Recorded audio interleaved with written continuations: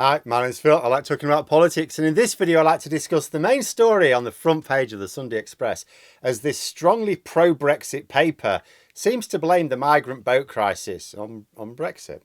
But first, if you'd like to be notified of daily news and politics, please subscribe to the channel. So, front page of the Sunday Express this morning, boats crisis is EU revenge for Brexit. Plugging away at the old line that everything that is going wrong is out of bitter revenge on the part of the EU. Oh, leaving the EU would have been marvellous if it weren't for the EU. Now, before I go over the details of this particular story, it's worth reminding anyone who is minded to go along with this line of reasoning is that Remainers consistently warned of the problems which would follow in the wake of Brexit, and particularly a hard Brexit, and that Brexiteers assured us that no, we're taking back control. We hold all the cards, you see. It was not simply that Brexiteers dismissed the notion of difficulties or the EU creating difficulties. They categorically claimed that it would be impossible. I also seem to remember one Boris Johnson claiming that a benefit of Brexit would be that we would take responsibility for our own destiny instead of blaming the EU for all our woes. Under no circumstances does any promoter of any form of Brexit, much less a hard Brexit, get to blame the EU for anything anymore. However, this specific story is quite interesting and amusing, I suppose, in several specific ways. First of all, the article claims that this suggestion that the Channel crossings problem is the fault of the EU and an act of revenge reportedly comes from a Tony Smith. The article describes Tony Smith as the former British Borders Chief. Now, though you would technically argue that this is not a lie, it is true only in the very loosest senses of the word. Smith did indeed work as head of the UK Border Force. It was for like a matter of months and was an interim appointment. He was the supply teacher of Border Force. Now, that is not to demean its position. It's not to say the man doesn't know what he's talking about. Of course he does. Otherwise, he would never have even been put in that interim position. You know, it's just that claiming he was the former head of Border Force is putting it a bit strong. Why didn't they just say was interim head for like a few months? But should we also take a look at what Tony Smith was saying about the impact of Brexit on UK Border Force in 2016, you know, before the referendum? A man with his experience was obviously going to have something to say, and indeed he did. At a time when nobody was talking about leaving the single market or customs union, when the issue was simply leaving membership, Smith said that doing so would create significant policy and operational issues. He was pointing to the year-on-year cuts to the budget under the Tories and saying that they simply wouldn't be able to cope. Interestingly, he was describing a harder form of Brexit than was being proposed at the time by the politicians, suggesting that he understood as much as anyone how the process would go well beyond the question in the referendum. So this is looking like another David Frost, isn't it? Someone who was actually quite clear about the problems that Brexit would create in 2016 and how it would be a mad idea to leave the single market.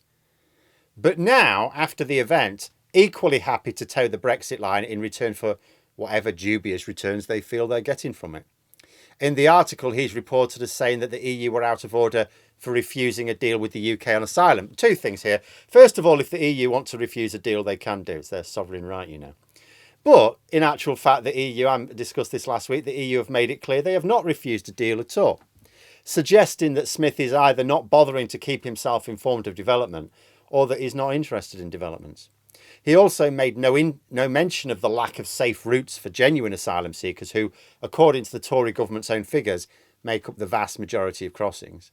Nor did he seem to point out that if claims were processed as they used to be when he was in charge, then those deemed not to be genuine could be sent back.